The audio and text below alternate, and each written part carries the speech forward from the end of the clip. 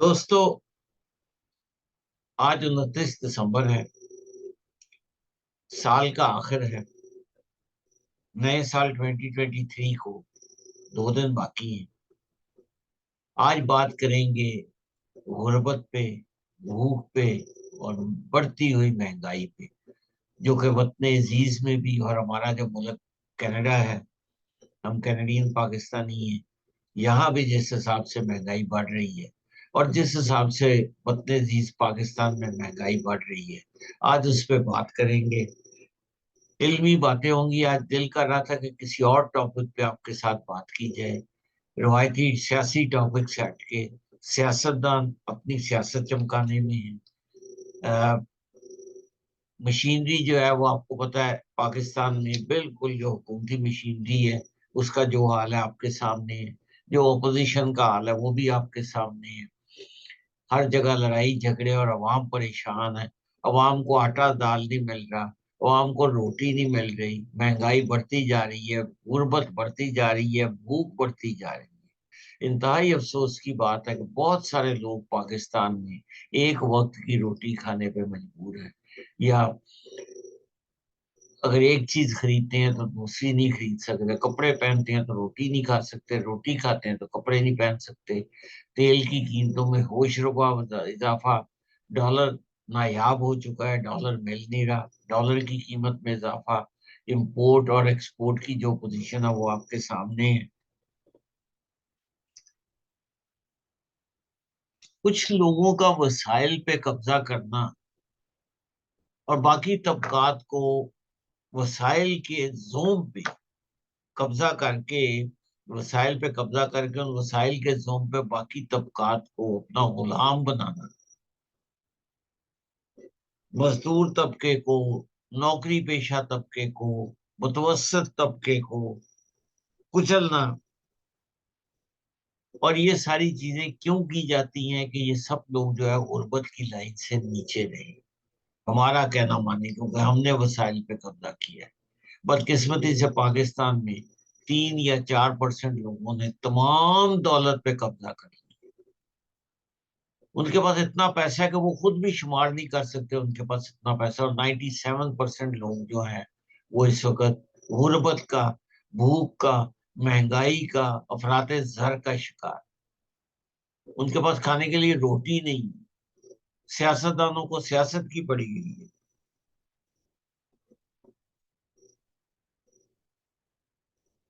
हमारे माशरे में जो आपसी तल्लकात है उनमें शिद्दत और नफरत जो है वो बढ़ती जा रही है। एक दूसरे पे सबकत की दौड़ में हर शख्स अपने मुफाद की खातिर इंसानी कदरों को पामाल करता है। एक दूसरे को कुचलने में लगे हम।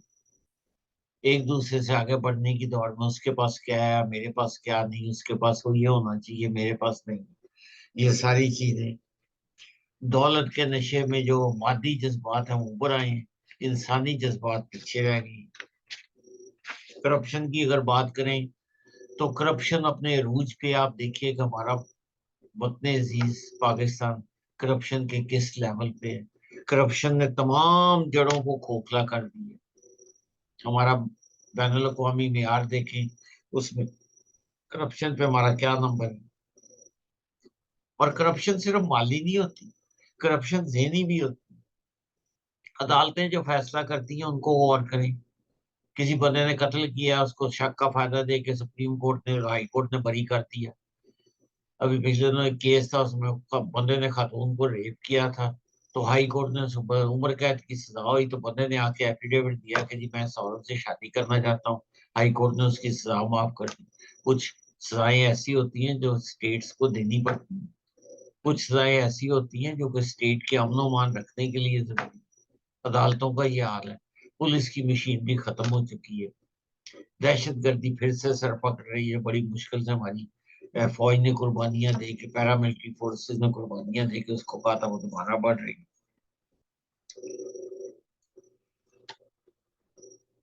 अफसोस की बात तो यह है कि महंगाई की शरह मजीद बढ़ेगी। महंगाई मजीद बढ़ेगी।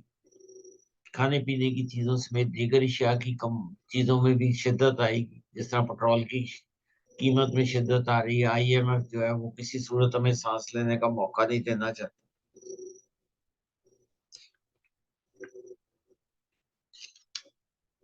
करप्शन की वजह से हमारी जो साख ढांचा है पाकिस्तान का, वो करप्शन की वजह से अंदरूनी तौर पे बिल्कुल खोखला हो चुका। बिल्कुल उसको करप्शन ने खोखला कर दिया। कोई शोबा आप बता दें, कोई चीज ऐसी बता दें या करप्शन नहीं है। अब पाकिस्तान इस मुआशी बहरान से किस तरह बाहर निकलेगा, ये किसी को समझ नहीं आ रही। जो हुकूमत करने वाले हैं उनको भी समझ नहीं आ रही, जो इलेक्शन का मुतालबा करने वाले हैं उनको भी समझ नहीं आ रही। अवाम वैसे परेशान है, अवाम को तो बिल्कुल ही समझ नहीं आ रही। अवाम को बेवकूफ बनाया हुआ है, वो उधर करप्शन की बात करते हैं, बहरान से निकलने की बात करते हैं। कोई कहता है इलेक्शन इसका हल है, कोई कहता है नहीं हम इलेक्शन नहीं होने देंगे। बड़ा अजीबो गरीब सा एक कॉन्सेप्ट जो है वतन अजीज में कायम कर दिया गया है। तालीम देखिए, 2017 के मुकाबले में आज की तालीम की महंगाई में 20% इजाफा हुआ है। यानी बच्चों को पढ़ना नामुमकिन कर दिया। तालीम में इजाफे की बात कर रहा हूँ। जिस मुल्क में तालीम इतनी महंगी हो कि आम बच्चा अपने बच्चे को पढ़ा ही ना सके, सरकारी स्कूलों का जो हाल है वो आपके सामने है। बड़ी तेजी से बंद हो रहे हैं, गरीबों का खून तक निचोड़ लिया गया है। ये तमाम चीजों का क्या हल है? ये तमाम चीजें कौन हल करेगा? क्या हमारी फौज हल करेगी, हमारी अदलिया हल करेंगी, हमारे सियासतदान हल करेंगे, हमारे हुकूमतें हल करेंगी? सब मिलके बैठे कोई ना कोई हल तो निकालें, कुछ ना कुछ तो करें ताकि गरीब आदमी को सुकून का सांस मिले। बॉर्डर के उस तरफ प्याज 35 रुपए का, इस तरफ प्याज जो है 250 रुपए का है। बॉर्डर के उस तरफ जो है चावल जो है वो, उसकी कीमत देखें, और बॉर्डर के इस तरफ चावल की कीमत देखें। हम कहते हैं एग्रीकल्चर मुल्क है, कहाँ से एग्रीकल्चर मुल्क है? क्यों ये होता है? जिस हिसाब से कॉलोनियां बन रही हैं, जिस हिसाब से ज़रूरी इलाके शहरों के इर्द गिर्द खत्म किए जा रहे हैं, ये क्या बनेगा? आबादी जिस हिसाब, हम आबादी को तो हम कंट्रोल नहीं कर पा रहे, आबादी किस हिसाब से कंट्रोल करेंगे? खैर दोस्तों, ये तो एक एक जितनी इस पे मर्जी बातें कर लें, जितना इस पे मर्जी कर लें, भूख अफलास फाका कशी का मंजर, भूख से बिलबिलाते बच्चे, और ये सारी चीजें कई मुश्किलात खड़ी कर दी हैं। सनतें बंद हो गई हैं, बेरोजगार हैं, गरीब दो वक्त की रोटी के लिए परेशान है। जितनी मर्जी तकरीरें कर लें, जितनी मर्जी बातें कर लें, कौन सा तबका है महंगा ऐसा है जो कि महंगाई से मुतासर नहीं हो? अब हमारे अपने मुल्क की तो हमने बात की, अब बैनुल अक़वामी महंगाई और गुर्बत की बात करें। सवाल ये पैदा होता है कि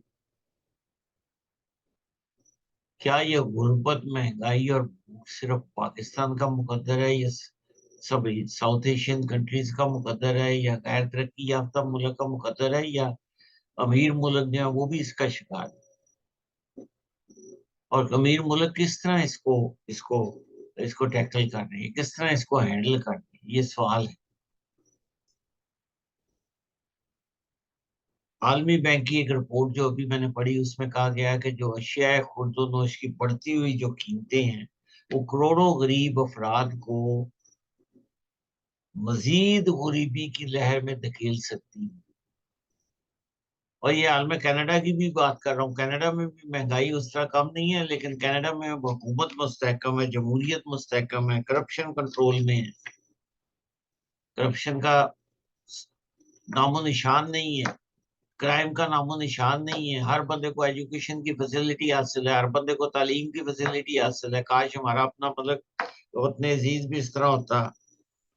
क्या आप अंदाजा कर सकते हैं कि कनाडा के अंदर की बात कर रहा हूँ कि कनाडा में एक सर्वे के मुताबिक, मैं आपको बता देता हूँ, ये मेरी रिपोर्ट नहीं, सारी इधर बैंक कह रहे हैं कि 53% of Canadians are concerned they might not be able to feed their family.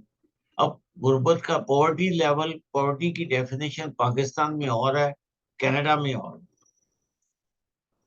53% Canadian अपने बच्चों को फूड सप्लाई नहीं कर सकेंगे। ये रिपोर्टें आ रही हैं खौफनाक, इन्फ्लेशन की वजह से, अफरात ज़र की वजह से, और चीजों की वजह से। मैं कुछ थोड़ा सा इसमें पढ़ाई की तरफ भी जाना चाहता हूँ। मुख्तसर सा मैं आपको बताऊंगा कि बहुत सारे लोग पूछते हैं इन्फ्लेशन की, आप बात सुनते हैं, इन्फ्लेशन क्या है? Inflation is the rate of increase in prices over given period of time. इसको इन्फ्लेशन कहते हैं कि एक मुकर्ररा वक्त में, 1 महीने में, 2 महीने में, 3 महीने में, 1 साल में जो चीजों की कीमतें बढ़ती हैं, वो रेट ऑफ इंक्रीज जो है उसको इन्फ्लेशन कहते हैं। ये एक ब्रॉड मेजर होता है, overall increase in the prices और the increase in the cost of living in a country. एक डेफिनेशन आप बड़ी सुनते होंगे कि what is GDP, GDP per capita. और मैं अभी आपको बताऊंगा कि कनाडा की जीडीपी क्या है और पाकिस्तान की क्या है। बड़ी इंटरेस्टिंग, आपको मैं इकोनॉमिक्स पे प्रोग्राम कर रहा हूँ तो उसको बताऊंगा। GDP per capita measures the economic output of a nation पर person. It seeks to determine the prosperity of a nation by economic growth per person and the एक पर पर्सन के हिसाब से जो इकोनॉमिक आउटपुट है मेजर करती है, उसको कहते हैं जीडीपी पर कैपिटा। एक लफ्ज आप सुनते हैं कंज्यूमर प्राइस इंडेक्स, वो क्या? Consumer price index is a measure of average change over time in the prices paid by urban consumer for a market basket of consumer goods and services। जो average change होती है, एक basket आप goods की भरी हुई खरीदते हैं, उसकी प्राइस में जो चेंज है, एवरेज चेंज है ओवर टाइम, उसको कहते हैं कंज्यूमर प्राइस इंडेक्स। बड़ी दिलचस्प बातें हैं, कहिएगा नहीं। अच्छा, अब मैंने ये कहा था कि पाकिस्तान की पर कैपिटा जीडीपी क्या है। जीडीपी की डेफिनेशन मैंने आपको बता दी है। पाकिस्तान की जीडीपी पर कैपिटा आज की तारीख में $1658.36, $1658.36 है। $1659 कर लें, $1659 कर लें, पर कैपिटा है।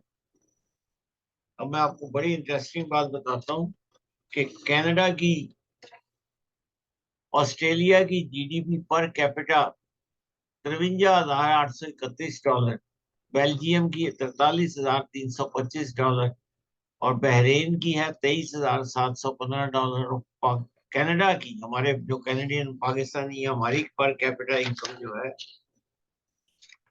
वो $44,841 पर कैपिटा है।